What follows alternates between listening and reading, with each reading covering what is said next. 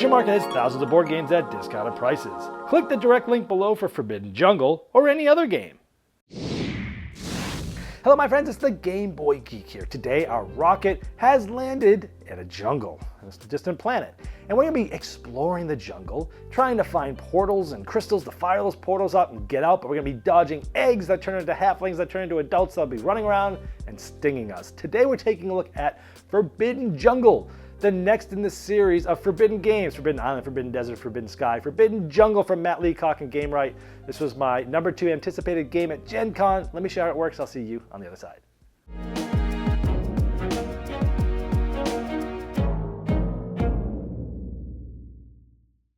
Forbidden Jungle is a cooperative game where each of you will have a special role, like the navigator, healer, biologist, spelunker, or the chemist. Now here's the basic setup with all the jungle tiles out there.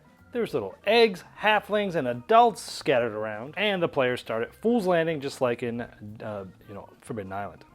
Players will take turns in clockwise order. You can do up to 4 actions. So one action might be to move. You can move adjacent, not diagonal, for 1 move. You can explore a tile. These tiles sometimes are cool things that you can use abilities of if you're there, and if they have this gear sign, you'll get one of these. You can use them anytime. Jetpack, if you're familiar with the series, this allows you to go anywhere else with whoever's on your tile. This allows you to remove all the eggs from the tile. Eggs are bad, of course. Explosives allows you to remove a tile that's adjacent to you along with everything on it. All different types of things. You'd get one of those. You can share those with people that are on your tiles. You can use them anytime. But one of the things you're trying to do is move and explore some of these, because some of these are going to be active crystals. You're going to need 4 active crystals. Tunnels are going to allow you to move from one tunnel to any other tunnel you've explored. Because sometimes when you explore those pink tiles, they will not be active crystals. You need to get 4 active crystals found and place them around portals. That's what you're trying to do. Now after you've done your 4 actions, you will draw threat cards equal to the level. Over the course of the game, it's going to move up just like the other games. And these do different things like collapsing, removing the lowest numbered tile. And sometimes that's not bad, but sometimes it is. Sometimes different things are going to happen, like you're going to be moving hatchlings and the adults might sting. Now this shows they move towards the yellow star, and so all the adults are going to move towards the yellow. So they're going to go like yellow, they're going to go yellow, they're going to go yellow, and so like that. Same with the halflings. If they can't move, they won't. This one went up, like if this one was yellow, it would move. Now, if there was somebody in with these adults, they would get stung, and you would go down health. If anyone gets to 0 health, the game's over, you've lost. Now after that, it'd be the next player's turn. But let me show you what some of these other threat cards do. Some of them will add hatchlings to each of the tunnels.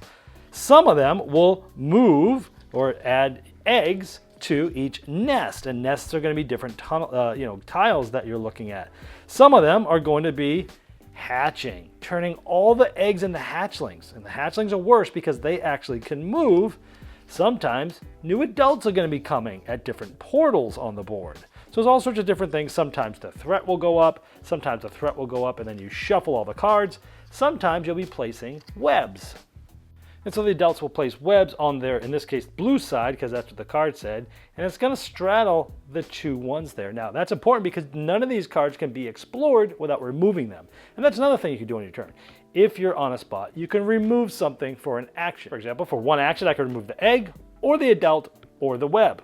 And again, you can't explore something if it has a web there. And in fact, you can never explore a tile if it has a web or any enemies there, and you can't move into a tile that has a web there either. So we couldn't move there, for example. It's blocking it. Now, as you explore tiles, again, for an action, you can use what's there. You're essentially operating the machine. The destruct switch, if we wanted to destroy this one, it's going to destroy the tile and everything on it. You can even destroy unexplored tiles, but you want to be careful not to destroy the ones that you might possibly need. Again, tunnels allow you to move from one tunnel to any other tunnel for a movement. Now the compeller's cool, allows you to move all adults and halflings on a tile to an adjacent tile.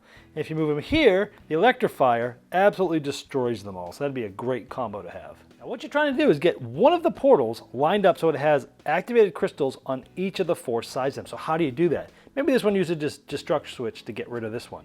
Then on this player's turn, to use a configurator. That allows you to slide a tile as far as you can. Now I've got a crystal on here. We just need to get a crystal here, here, here, and get all of us here with no enemies there to win the game. So it's like one of those little square slide puzzles where you're trying to slide things around.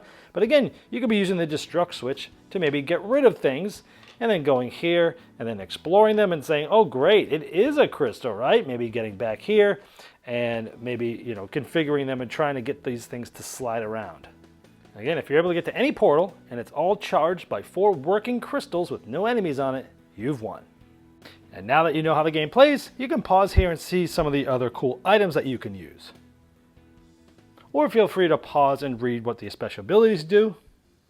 And there's multiple different ways to set up the island with different levels of difficulty, and these are double-sided. And here's some others. And again, you're trying to do what I just showed you without either having someone die or having to place a piece one of the bad guys that there aren't any, or getting all the way to the top of there. All right, now before I get to my final thoughts, I want to let you know that if you like my content, there's now ways to get bonus content like first impression videos well before a review will come out, or for many games I don't even end up reviewing. You can even vote for which games get reviewed on the channel. You can also see me opening up packages and getting content earlier than everyone else. And now you can see what you're missing with a free 7-day trial at patreon.com/GameBoyGeek.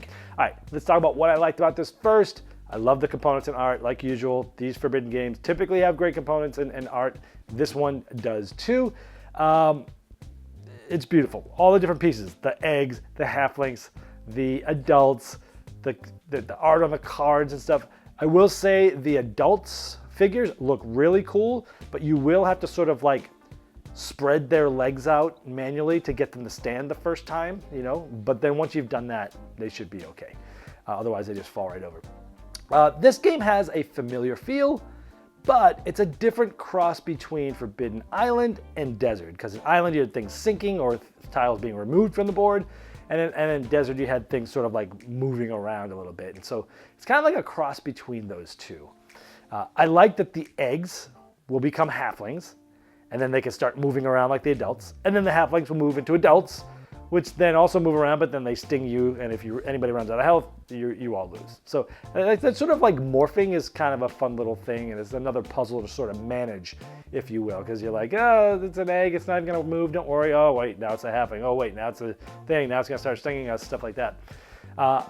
I like that this game, the main mechanism of trying to get to the win is like a slide puzzle. Like, you remember those little slide puzzles when you were a kid? It was like a square, big square, and it had a bunch of little squares, and there was one that was missing. And you slide these little puzzle things around. You're trying to like make a picture and stuff like that. That's basically what the puzzle of this game is, where you can remove tiles with certain abilities, which are kind of cool. Like you get to blow the tile up and all the bad guys on it. But that removing that tile gives you more room to move things around, because you've got to get a portal with all 4 of the activated crystals around it and get to the middle and have no enemies there to win. And so that slide puzzle is a fun little thing. Like there was a game last year or a year or two came back, Juicy Fruits, which used that sort of slide puzzle to get resources and stuff, and I loved it. It's cool here because it's like how you have to manipulate the different tiles, and it's fun. Using the destruct switch and the configurator, it's fun. You're blowing stuff up, you're trying to figure out which ones to move around. It's fun.